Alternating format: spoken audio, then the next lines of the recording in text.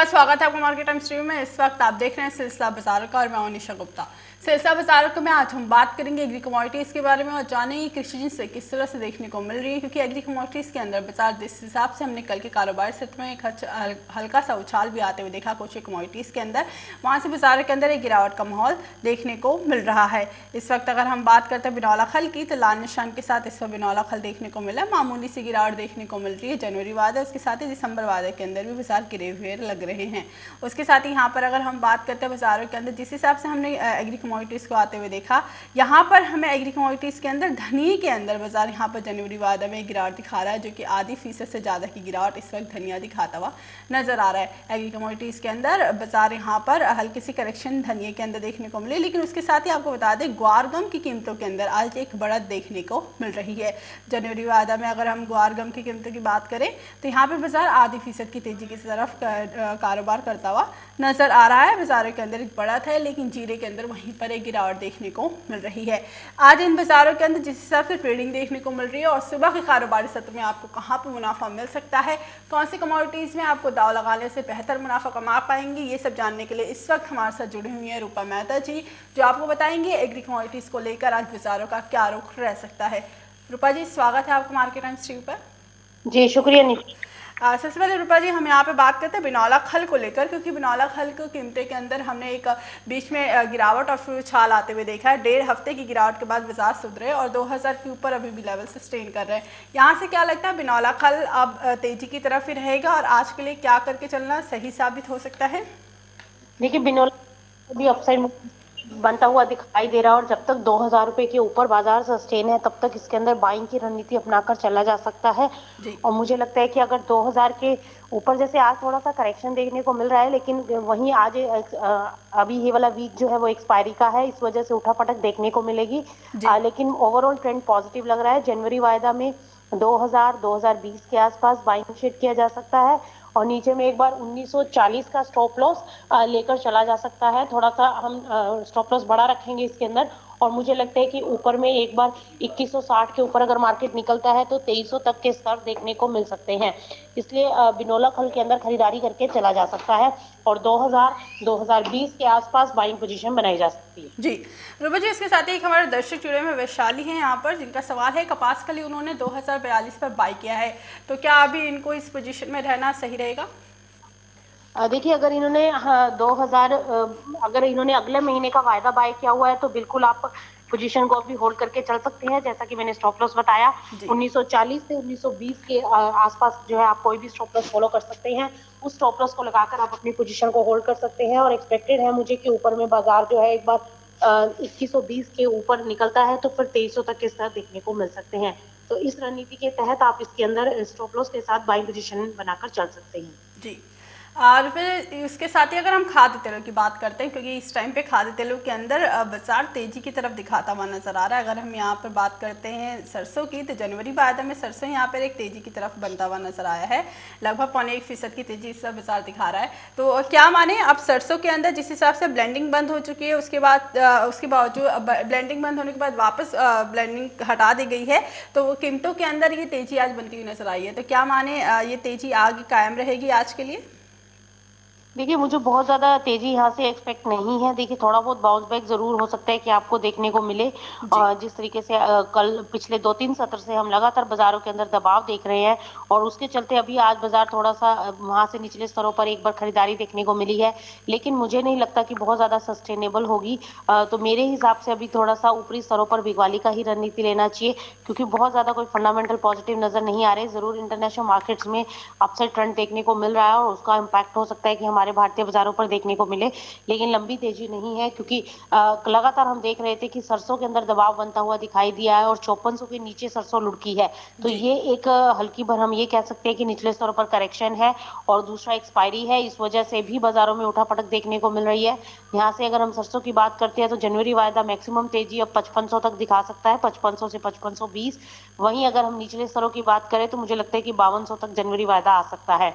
Same as it is अगर हम refined oil की बात करें तो जनवरी वायदा दिसंबर वायदा की एक्सपायरी है तो 1070 के आसपास 1070 से 80 की रेंज के बीच में ट्रेड करता दिखाई दे सकता है। और वहीं अगर हम जनवरी वायदा की बात करें तो मुझे लगता है कि नीचे में 1040, ऊपर में 1070 ये रेंज बाउंड हो सकता है। इस लेवल मुझे लगता है कि ऊपरी स्तरों पर बिकवाली की ही रणनीति अपनानी चाहिए। 1070, 1075 जो भी भाव मिले जनवरी वायदा में वहां पर बिकवाली कर सकते हैं। इनफैक्ट करंट लेवल्स पर भी बिकवाली करके चल सकते हैं। वहीं अगर हम सोयाबीन की बात करें तो 4340, 4360 मैक्सिमम अपसाइड दिसंबर वायदा में देखने को मिल सकता है। अगर आज रिकवरी आती है और बाजार यहाँ से बाउंस बैक लेते हैं तो 5360, 4360 तक मुझे लगता है कि दिसंबर वायदा जा सकता है। वहीं अगर हम जनवरी वायदा की बात करें 4320 से 4340 की रेंज हो सकती है। ओवरऑल ट्रेंड मुझे वीक लग रहा है, मुझे लगता है ऊपरी स्तरों पर बिकवाली करके चलना चाहिए। जी, यानी खाद्य तेलों के अंदर ऊपरी स्तरों पर बिकवाली करके चले तो ज़्यादा बेहतर रहेगा। बाजारों के अंदर अभी भी दबाव देखने को मिल सकता है। रुपा जी, यहाँ से अगर हम बात करते हैं सीपीओ के बारे में, क्योंकि एक दर्शक हमारे जुड़े हुए हैं जो सीपीओ के बारे में जानना चाहते हैं, सकीद हैं, तो यहाँ से सीपीओ के अंदर क्या करना सही रहेगा, क्योंकि ओवरऑल सारी खाद्य तेलों में दबाव देखने को मिला था, कहीं यहाँ पर भी राइज ऑन बाय करें, सेल करें? देखिए बिल्कुल 920 के ऊपर जरूर आज बाजार एक बार टच हुआ है और उसके ऊपर सस्टेन नहीं किया। 915 के आसपास चल रहा है। यहाँ से तेजी अगर बनती है 928 तक एक बार ऊपर हो सकता है कि मार्केट देखने को मिले।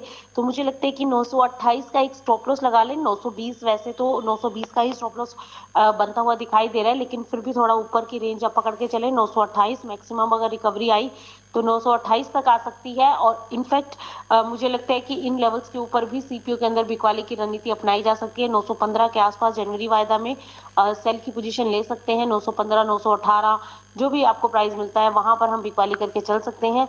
लेकिन वहीं ऊपर में एक छोटा सा स्टॉप लॉस 928 के स्टॉप लॉस के साथ आप सेल की पोजीशन ले सकते हैं। जी, रुपा जी, इसके साथ ही एक हमारे दर्शक है जो कैसे सीट के बारे में जानना चाहते हैं यहाँ पर, क्योंकि कैसे सीट के अंदर बाजार अब गिरावट की तरफ ही देखने को मिले। एक अच्छी तेजी के बाद चाइना की डिमांड निकलने के बाद लगातार अब गिरावट की तरफ ही है। 4400 के आसपास देखने को मिल रहा है आज भी बाजार। तो क्या माने, बाजारों के अंदर कुछ तेजी की आशंका बन सकती है या गिरावट ही रहेगी? देखिए जिस तरह से एक्सपोर्ट डिमांड पिकअप हुई थी उसके चलते तेजी जरूर बनी थी, लेकिन अब वो तेजी गायब होती हुई नजर आ रही है और आज भी बाजार गिरावट दिखाते हुए नजर आ रहे हैं। तो नीचे में आप मान के चलिए कि एक बार 4420 तक बाजार लुढ़क सकता है। 4420 टूटता है तो 4380 तक हो सकता है। वहीं अगर हम ऊपरी लेवल्स की बात करें तो 4520 तक ऊपर में मार्केट एक बार जा सकता है।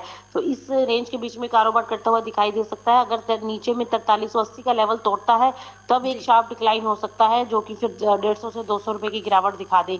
और यहाँ से अगर तेजी पकड़ी अगर 4520 के बाद तो ऊपर में 4800 के स्तर देखने को मिल सकते हैं।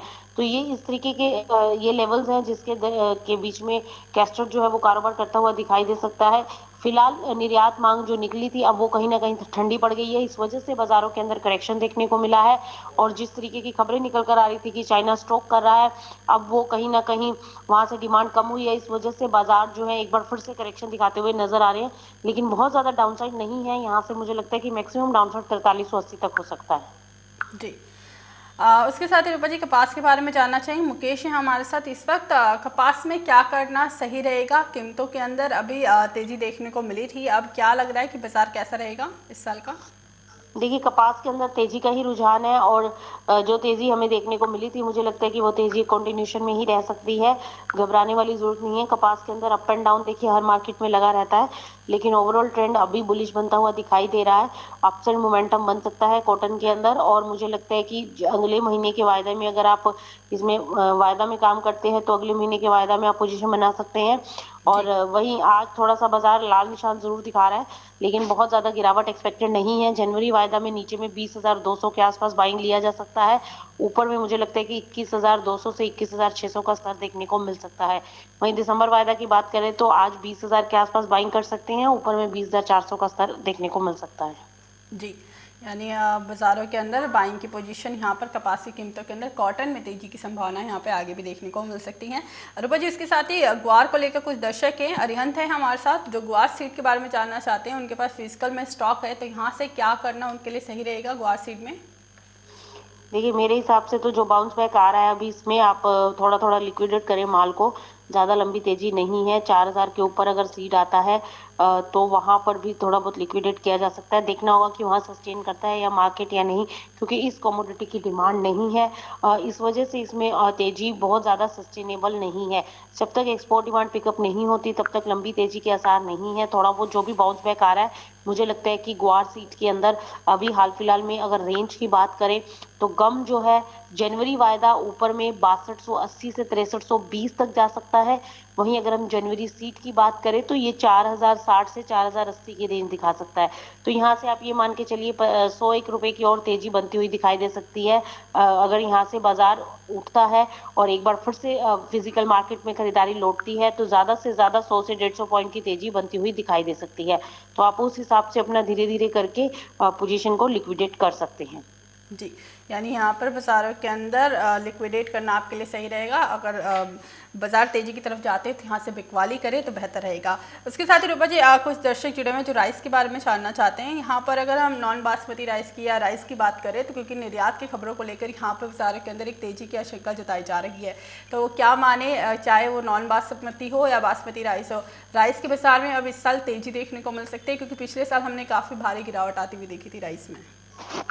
देखिए बिल्कुल अभी थोड़ा सा बाजार जो है ना उठते हुए दिखाई जरूर दिए हैं। थोड़ी कई कई जगहों से डिमांड निकली है जिसकी वजह से बासमती राइस के अंदर एक तेजी का रुझान बनता हुआ दिखाई दिया है और आगे भी अब तेजी जो है वो बन सकती है। धान की प्राइसेस के अंदर एक अपसाइड मोमेंटम देखने को मिला है हर तरीके के, तो मुझे लगता है कि अभी भी 300 से 500 रुपए की अपसाइड मोमेंटम और आ सकती है मार्केट के अंदर, क्योंकि एक्सपोर्ट डिमांड्स निकल रहे हैं। तो अभी तेजी बनती हुई दिखाई दे सकती है, इसलिए जिनके पास रखा हुआ है वो उसे बिल्कुल होल्ड कर सकते हैं। 200 से 300 पॉइंट की अगर तेजी आए तो वहां पर आप धीरे धीरे लिक्विडेट करना चालू करें। फिलहाल के लिए आप होल्ड करके चल सकते हैं।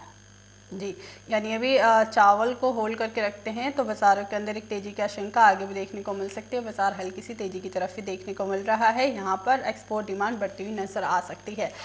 रूपा जी, इसके साथ ही एक दर्शक हैं, वो जानना चाहते हैं क्या मस्टर्ड सीड होल्ड करके चलना सही रहेगा इस टाइम पे? क्योंकि काफ़ी बार उनका सवाल आ चुका है। रोहित साहू है हमारे साथ, होल्ड करें या नहीं करें मस्टर्ड सीड? देखिए मस्टर्ड सीड मेरी सजेशन तो यही है कि होल्ड नहीं करना चाहिए।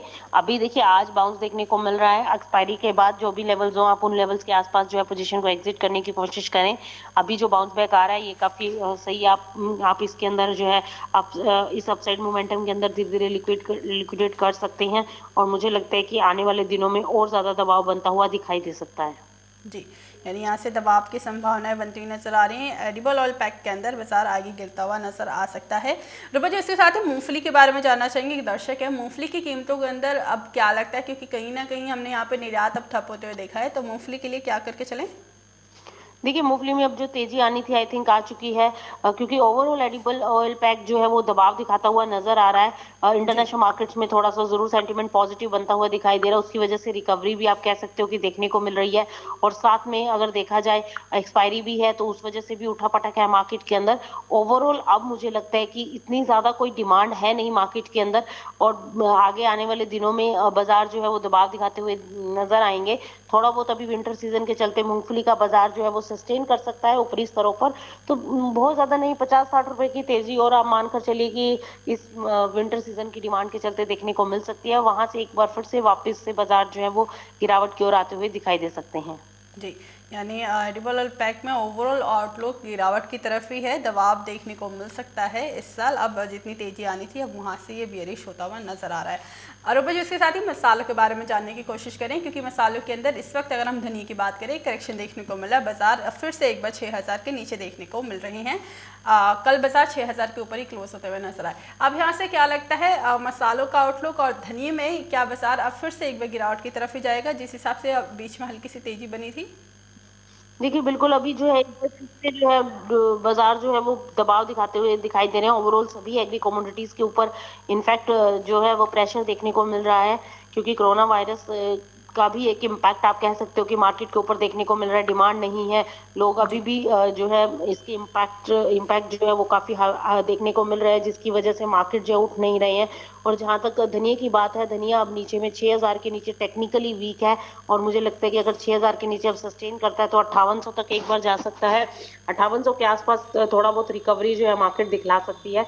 तो 5800 के स्तरों के लिए धनिया के अंदर बिकवाली में रहा जा सकता है और 5800 के आसपास वापस एक खरीदारी देखने को मिल सकती है।